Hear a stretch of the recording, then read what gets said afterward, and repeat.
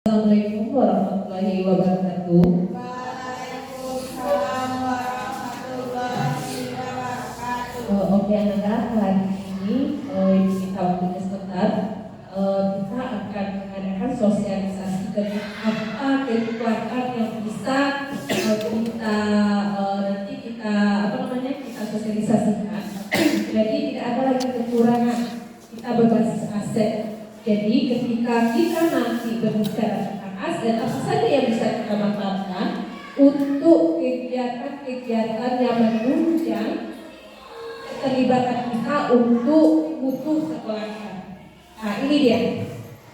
Kita ada nanti aset dan modal yang dimiliki oleh sekolah atau komunitas, bisa ibu, anak nanti murid. Jadi tidak ada lagi kata bu lapangan voli tidak ada, kami tidak bisa ada kata yang seperti itu. Kita bisa memanfaatkan apa yang ada di lingkungan sekitar kita. Seperti biasanya anak ya.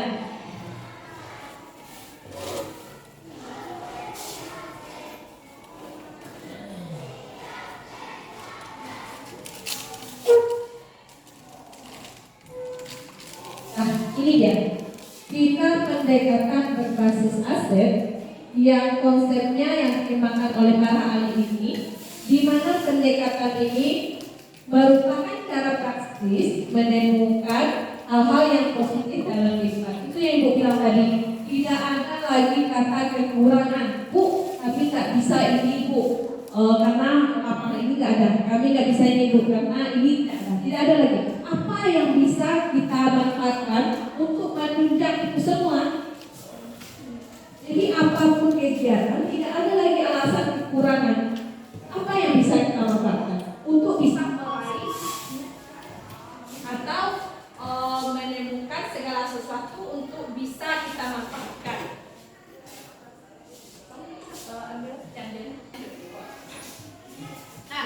Nah, ini dia ciri-ciri kita berbasis aset atau kekuatan itu. Ini fokus pada aset atau kekuatan, kemudian membayangkan masa depan, berpikir tentang kesuksesan yang telah diraih dan kekuatan untuk mencapai kesuksesan tersebut. Kemudian mengorganisasikan kompetensi dan sumber daya, merancang sebuah rencana dan kekuatan dan melaksanakan rencana itu. Jadi apa yang kita rencanakan, apa yang kita sosialisasikan, apa yang bisa kita manfaatkan itu bisa kita jadikan kekuatan kita.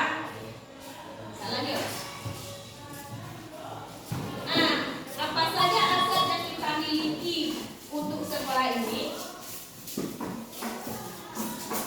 Nah, untuk kita membahas ini supaya nanti apapun kegiatan kita tidak ada lagi kekurangan yang hadapi, yang ada kekuatan-kekuatan untuk menunjang supaya nantinya sekolah kita bisa bagus, bisa berkualitas. Itu terdiri dari Ananda nantinya.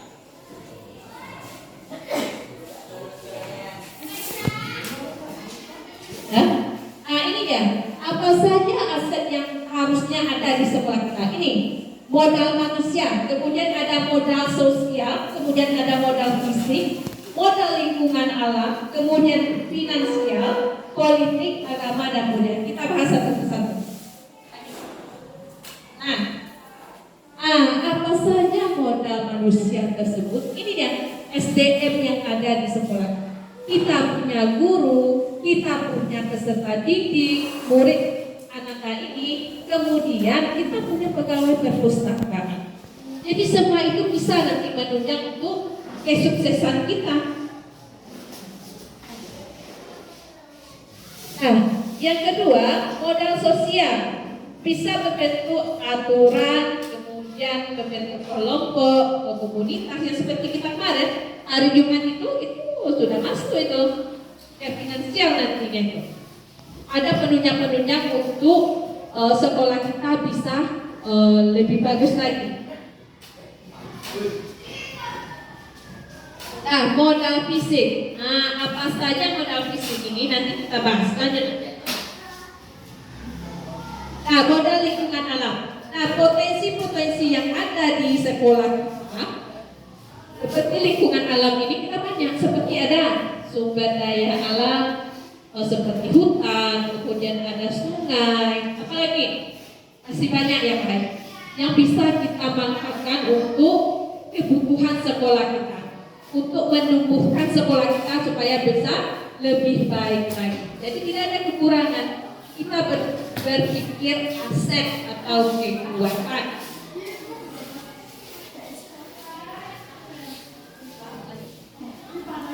Nah, finansial. Nah, ini ada dukungan. Kalau finansial itu kita bergerak ke ada uangnya ya, supaya nanti bisa kegiatan kita terlaksana agar menunjang menumbuhkan untuk kebutuhan sekolah kita. Nah, ini dia modal politik. Mungkin nanti unit-unit seperti modal politik ini ada nanti kerjasama kita MOU dengan pihak luar. Mungkin ada nanti yang ada di sini anggota dewan, kita bisa kerjasama dengan mereka. Apa yang kita butuhkan hilang, jadi bisa kita manfaatkan semua fasilitas yang ada. Nah, lanjut, kemudian modal agama dan budaya. Ini sangat mempengaruhi yang itu.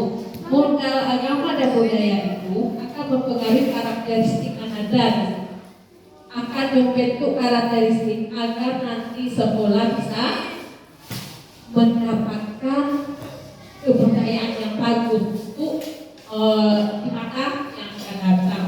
Kemudian ketika amanah budaya itu terjadinya pertukaran budaya, mungkin nanti pergerakan budaya-budaya yang datang dari luar itu akan mempengaruhi kita. Maka dari itu anak-anak, silakan anak-anak saling budaya-budaya yang luar yang masuk ke tempat kita, supaya nanti mempertahankan aset-aset yang ada di daerah kita. Nah, ini dia yang modal manusia tadi. Ada anak-anak, kemudian ada guru di sana, ada kepala sekolah, apalagi ada staf-staf yang membantu, kemudian ada lagi ada komite kita, tokoh masyarakat. Nah, di sekitar kita masih banyak lagi. Nah, ini ya modal lingkungan alam tadi. Kita punya taman sekolah, punya, walaupun agak sedikit di depan itu tidak masalah, yang penting bisa kita manfaatkan untuk kegiatan-kegiatan yang bisa menunjang potensi-potensi anak-anak. Nah, modal sosial. Nah, kemarin kita ada kegiatan di kesehatan. Ketika orang kesehatan ke sini, Anda malah lagi kerugian. Kalau kita di luar, MOU seperti itu gratis kita bayar. Ya, nah ibu ya, kalau ada orang kesehatan takut apa? Kita ada kerjasama dengan rugi kalau tidak kita manfaatkan. Karena tahu ada nanti penyakit-penyakit yang memang Anda tidak tahu, akhirnya menjadi tanggung. Modal fisik, kita punya sarana prasarana. Kita ada gedung untuk belajar, ada pustaka walaupun ada labor, kemudian ada WC yang bisa kita manfaatkan. Jadi tidak ada lagi, ini tidak ada bu, ini tidak ada lagi. Fisik kita sudah mulai bagus, walaupun tempat kita mungkin lingkungan kita agak kecil. Kualitas SDM kita lagi tidak tingkatkan. Nah, masuk ke finansial. Kita banyak di sini, kita ada dana bos. Setiap anak-anak itu ada anggarannya dari pemerintah. Kalau nggak salah itu lebih dari 1 juta. 60 orang anak lebih 60 juta. Cuma itu masih ada yang tidak bisa kita relokasikan. Karena apa? Karena setiap kita itu sekolah itu memiliki kebutuhannya masing-masing. Jadi maka dari itu kita masih banyak bisa kayak bantuan dari donatur ini kan banyak itu bisa proposal menyalurkan proposal keluar untuk minta bantuan supaya kita nanti bisa kebutuhan apa ya. Nah ini yang politik ibu bilang tadi, kemampuan kita dari luar supaya ada nanti bantuan-bantuan untuk bergerak kita di sini. Kita manfaatkan fasilitas itu. Contoh nanti kalau ada anggota-anggota dewan dari Bupie, dari Banjar, ini bisa kita manfaatkan untuk menunjang kebutuhan kita supaya kita bisa lebih baik lagi. Nah, ini dia modal agama dan budaya. Banyak kerja sama yang kita lakukan. Kayak dari sini ada bakau adat, ada SMP ikut untuk kegiatan itu. Seperti kalau bakau adat itu kan banyak kegiatannya. Dari kita SMP bekerja sama dengan pihak lingkungan luar supaya nanti kedepannya saling komunikasi. Nah, itu dia ada 7 aset itu yang harus kita manfaatkan. Jadi kalau ibu kira itu tidak ada lagi kita berbicara nah kita tadi itu kita punya ada lagi apa yang bisa kita manfaatkan. Contoh pembelajaran IPS kita ada mungkin ada labor IPS supaya nanti kita bisa di sana mengumpulkan peta, kemudian karena memang tidak ada apa yang ada kita manfaatkan. Jadi tidak menghalang kita untuk adanya kegiatan-kegiatan supaya keterampilan Anda itu bisa terwujud. Nah, sampai sini paham?